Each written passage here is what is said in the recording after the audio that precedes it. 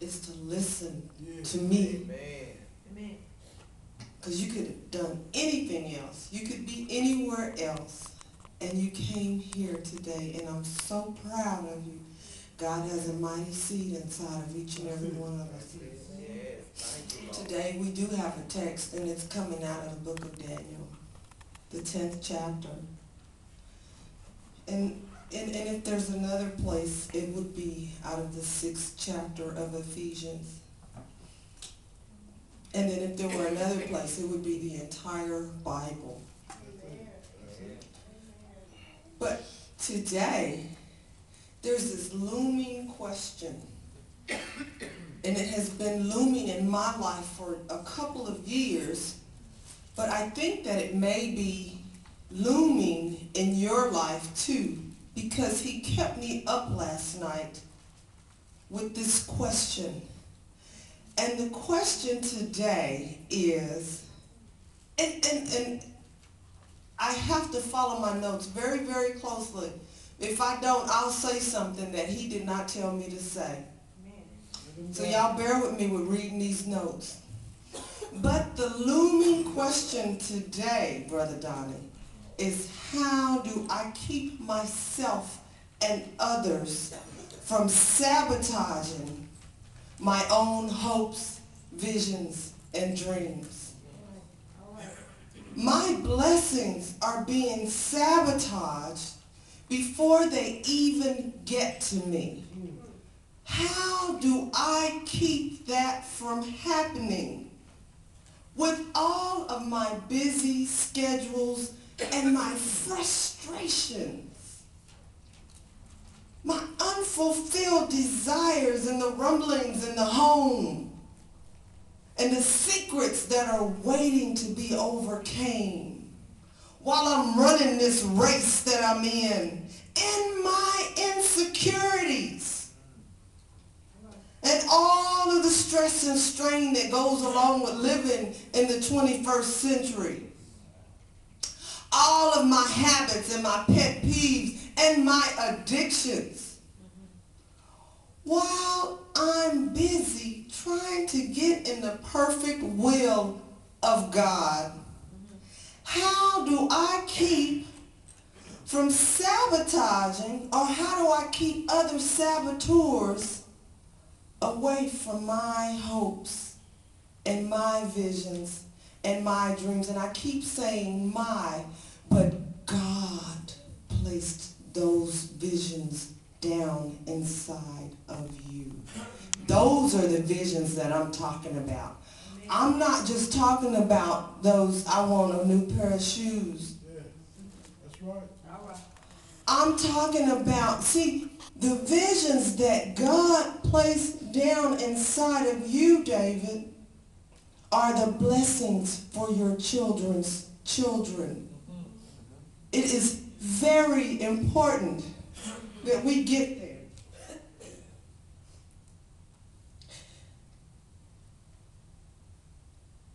There are those whose job it is to keep you from realizing those visions and those hopes and those dreams that God has placed down inside of you.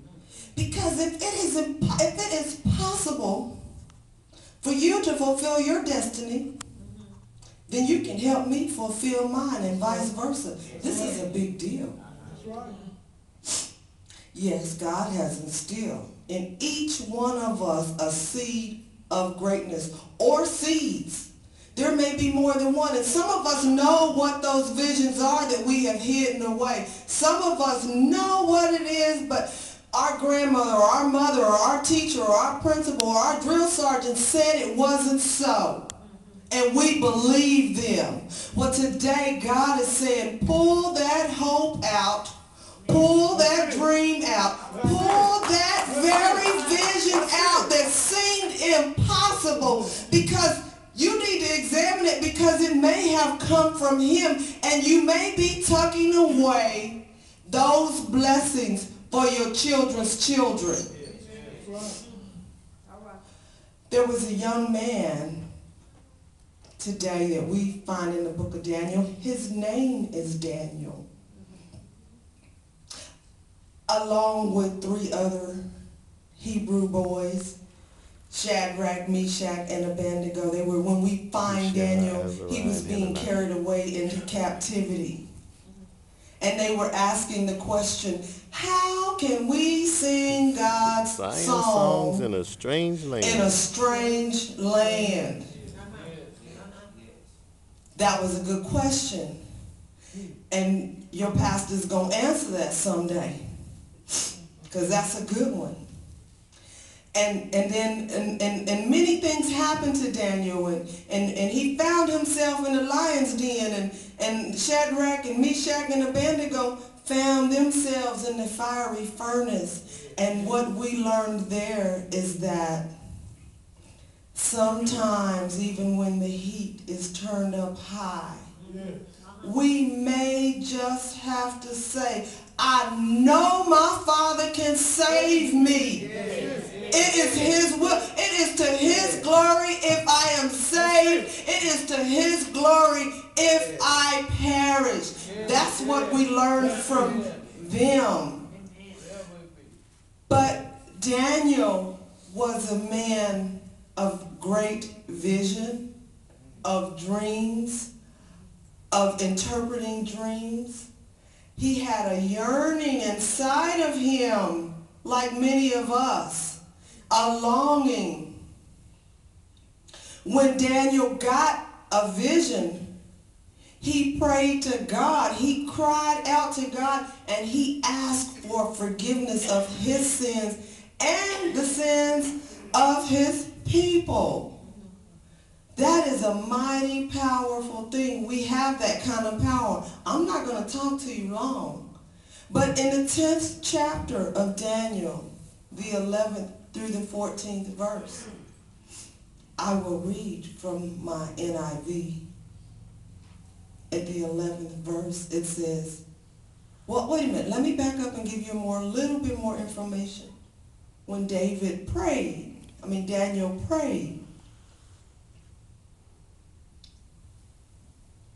an angel came to him. Many Christians do not even believe in angels. But the angel said, Daniel, you who are highly esteemed, consider carefully the words I am about to speak to you, and stand up, for I have now been sent to you. And when he said this to me, this is Daniel talking, when he said this to me, I stood up trembling.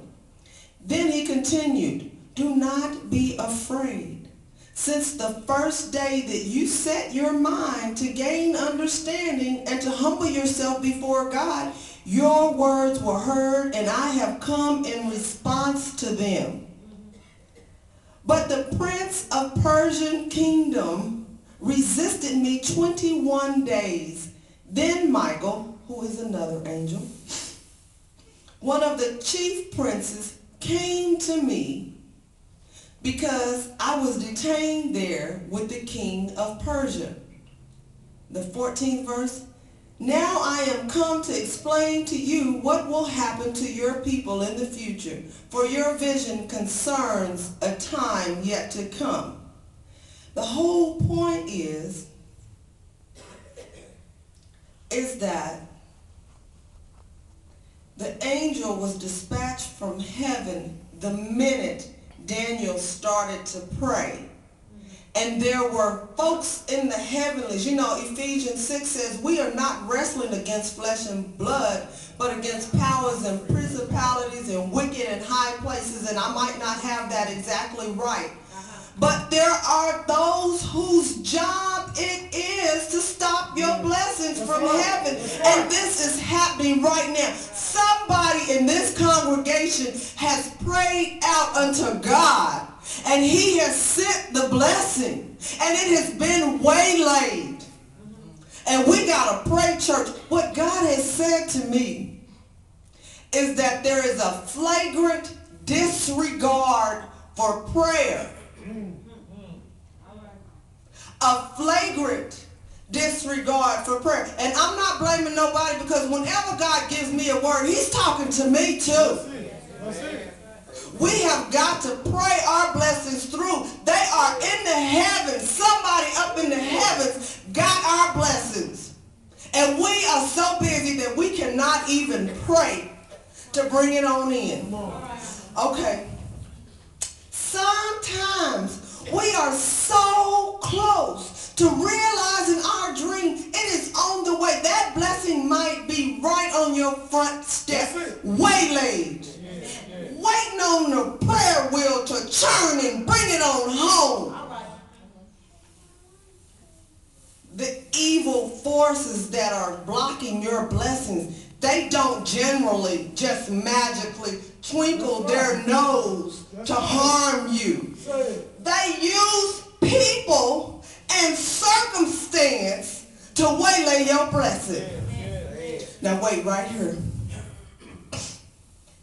Who is the best person that we can use to block your blessing each and every time?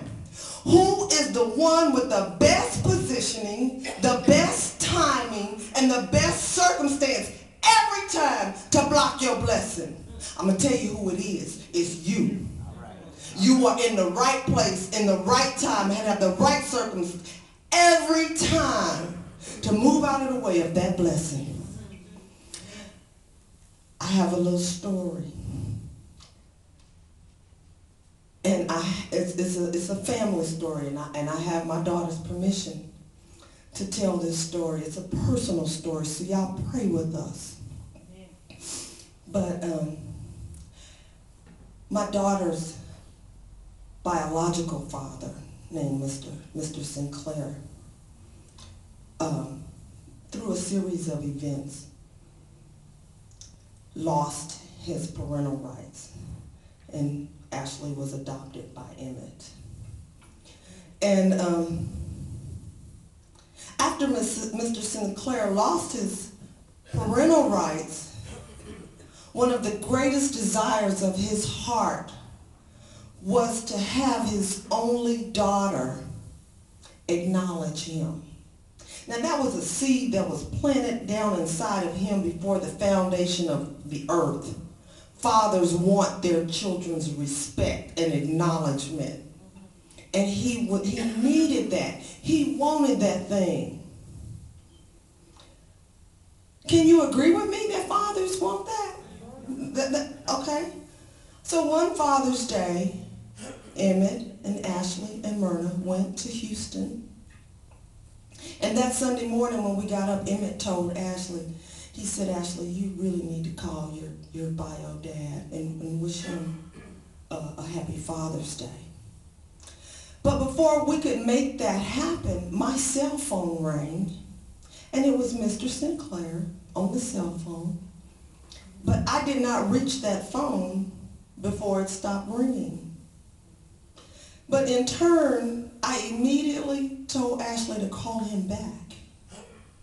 But he didn't answer the phone. So I encouraged Ashley to leave a message. And she did. Well, as soon as Ashley hung up that phone, I saw where Mr. Sinclair had left me a message. And when I listened to that message, I realized that out of hurt, because he believed that we had stolen his family from him and his daughter wasn't recognizing him, he left a filthy message on my voicemail. That was a terrible thing that he did, because that blessing was right at his doorstep. It was right there. While he was on the phone leaving me a bad message, the vision that God put down inside of him before the foundation of the earth was happening in his life. That's right. But of course, when I heard what he said to me, I didn't call him back. And of course, when Ashley heard what he had said to her mother, she didn't want to call him back. And when he realized what went on, it took him 6 months to call back. Now, I'm not saying this about my former husband to say ugly things about him. What I'm saying this for is to show you an example of how